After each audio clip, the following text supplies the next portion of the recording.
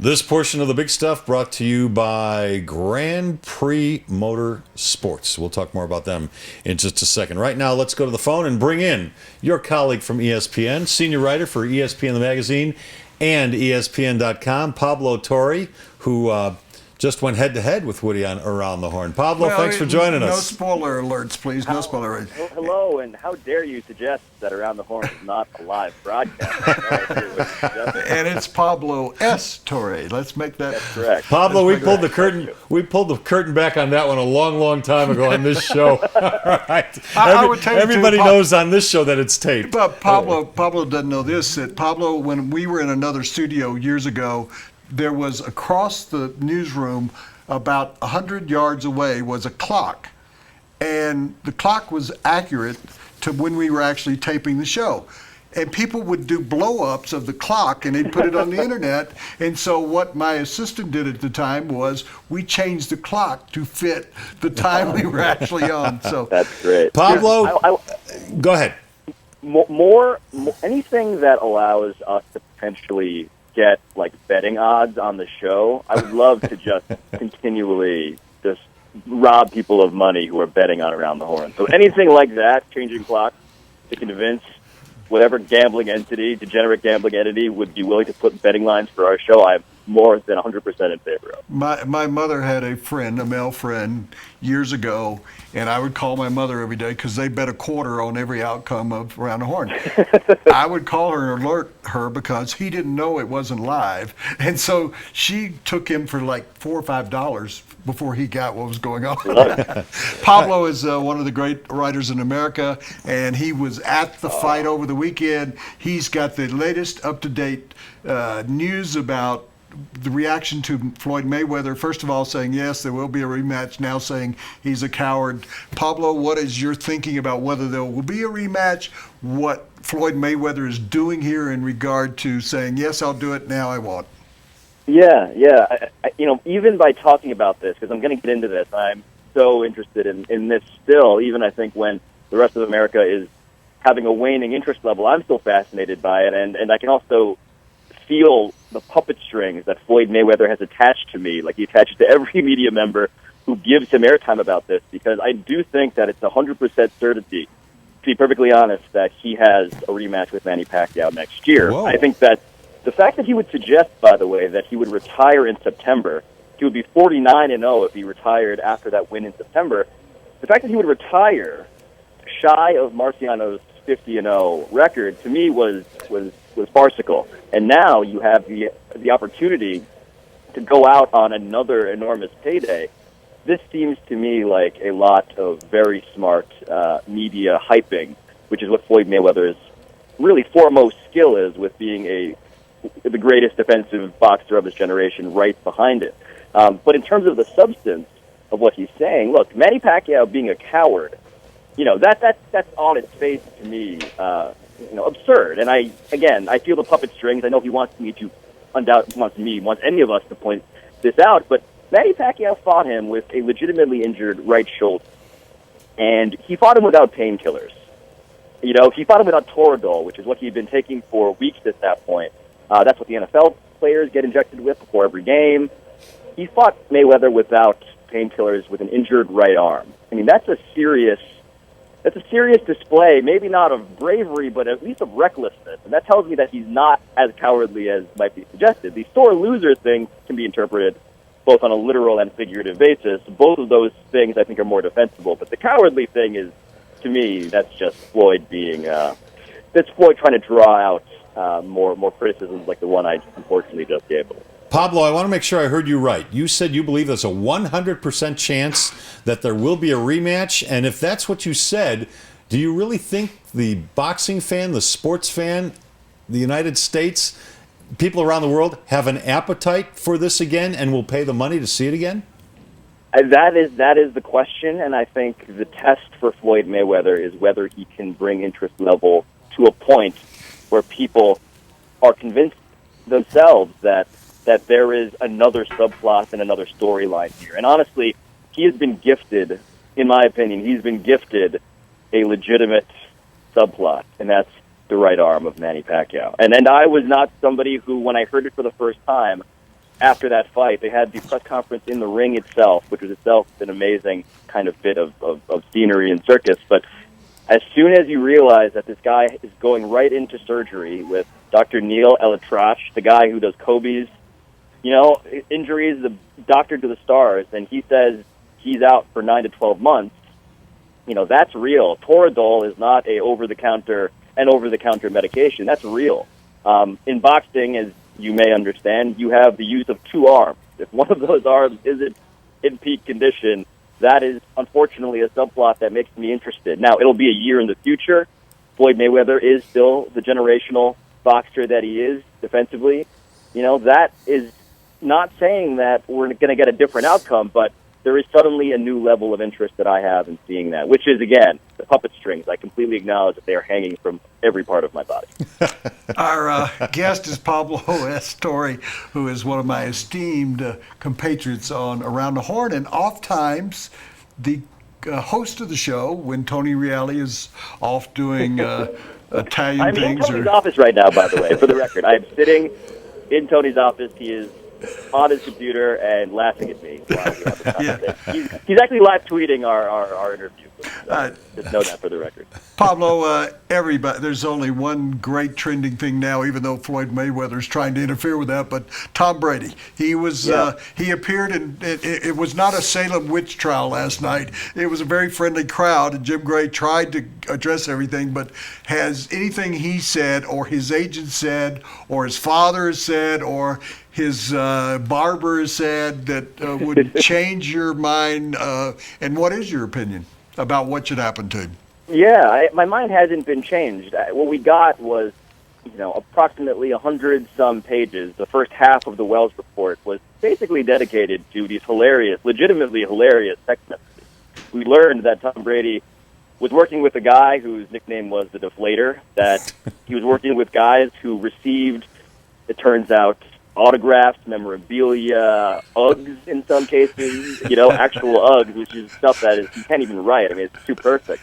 The fact that system of business, that commercial enterprise existed in exchange for deflating footballs, according to these very well-documented text messages, you really need to be, a lot of bit naive in order to think that Tom Brady had no idea that any of this was going on.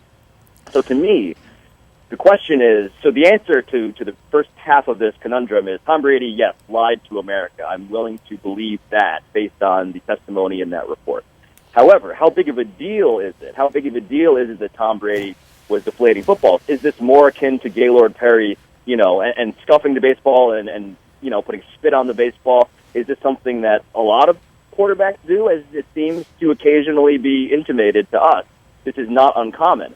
So to me, I don't know how much of a difference this made to Tom Brady's ability to be the quarterback we know him to be, but we certainly do recognize that the golden boy image and all of that, there are some real cracks, at least insofar as lying about this particular instance is concerned.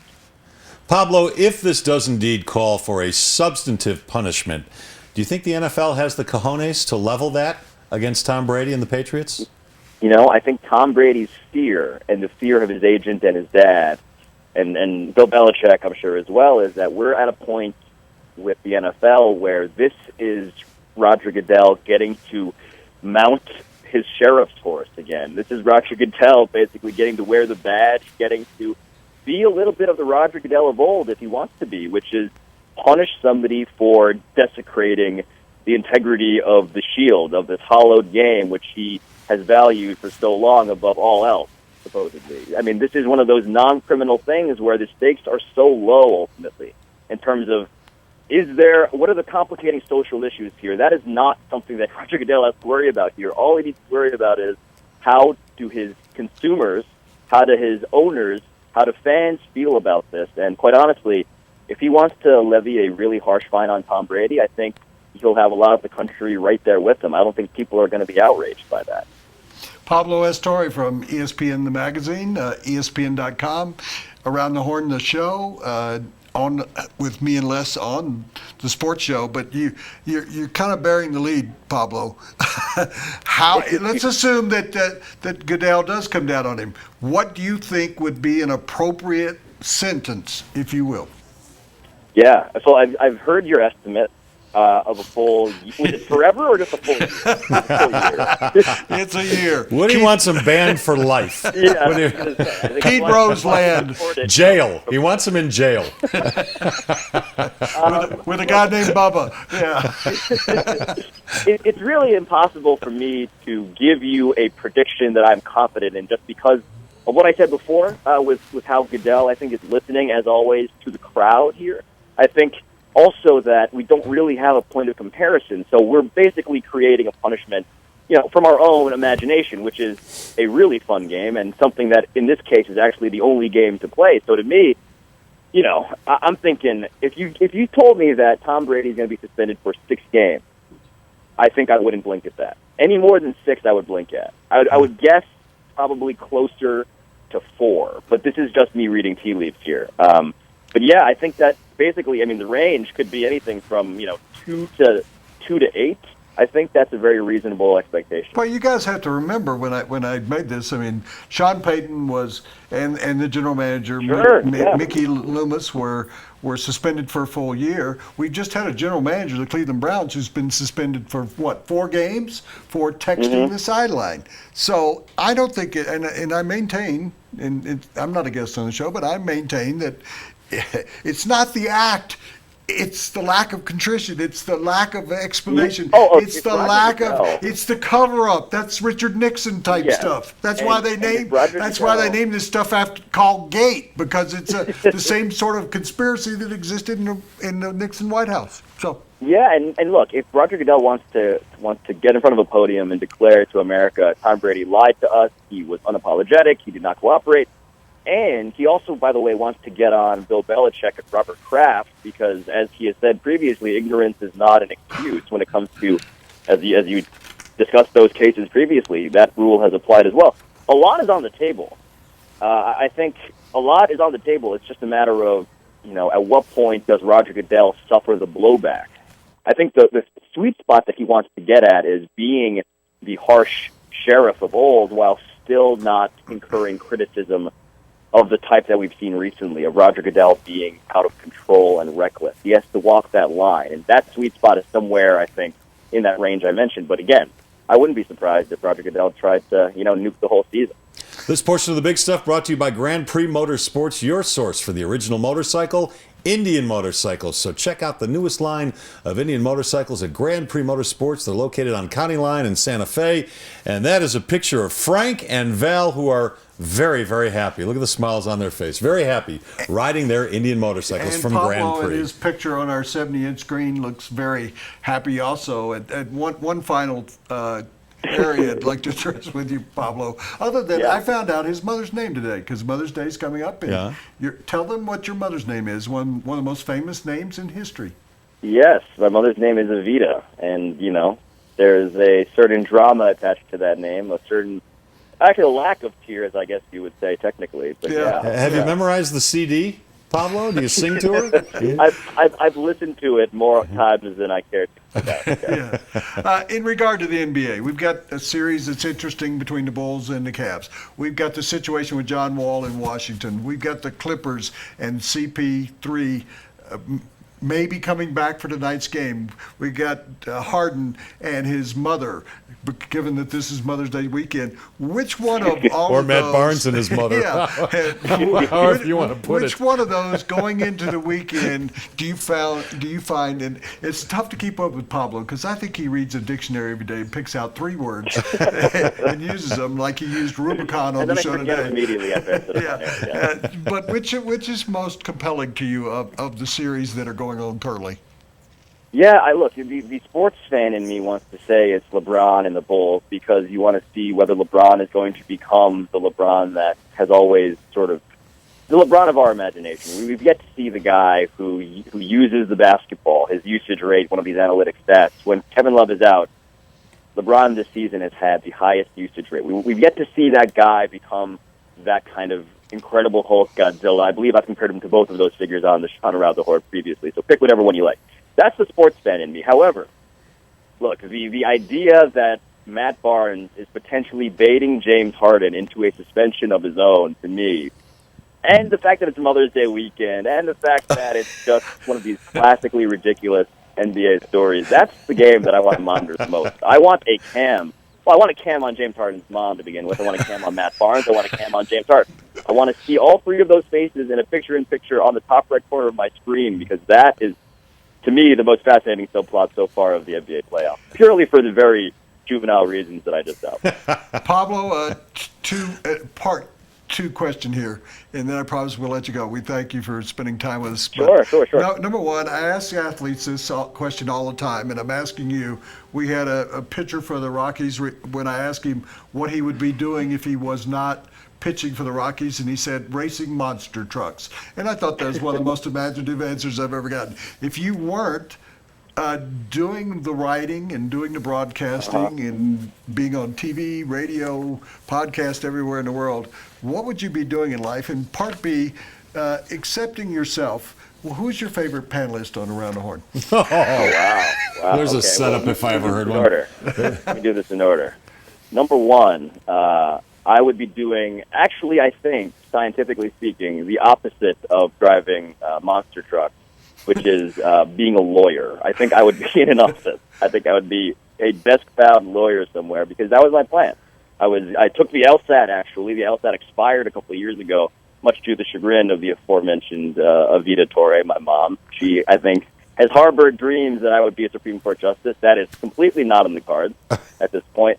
And so, to lead into the next answer, my favorite panelist, of course, is, I would say it has to be. It really. Bill Look, Plaschke. I'll be honest. I think it might have to be. It might have to be Woody. And this is why. I'll tell you. And the only reason why I say that is he is Harvard educated. So as stupid as I am, what does that say about him? Pablo Estori. The reason why, I mean, it's not only the fact that you've taught me the definition of veteran moves, the veteran trickery that you can pull off in showdowns, which I think the average audience member of our audience probably doesn't really understand the behind-the-scenes maneuverings that you have mastered, but also you're my favorite panelist because I'm on your show right now. So. Yeah, good answer, Pablo. Pablo, tell everybody how they can read you, all the other shows you're on, the podcast and everything. If you give us a litany of some of the things that you do, we'd like to give you. Yeah, just go to twitter.com/Pablo Torre on the internet, on your internet machine, and you'll see all of that there. I won't bore you with that laundry list, although I appreciate the opportunity to read my resume, which I happen to have folded into a piece of paper in my wallet at all times. But I'll be there, writing for ESPNmagazine.com, on Around the Horn, maybe even today. We'll see how it goes, battling the esteemed host that I'm currently speaking to. So, yeah, thank you for having me, and please, come follow me on Twitter. I need more friends in life. Pablo, we really appreciate your time, and we'd like to have you back because that was very entertaining. Oh, anytime, guys. What are you doing tomorrow?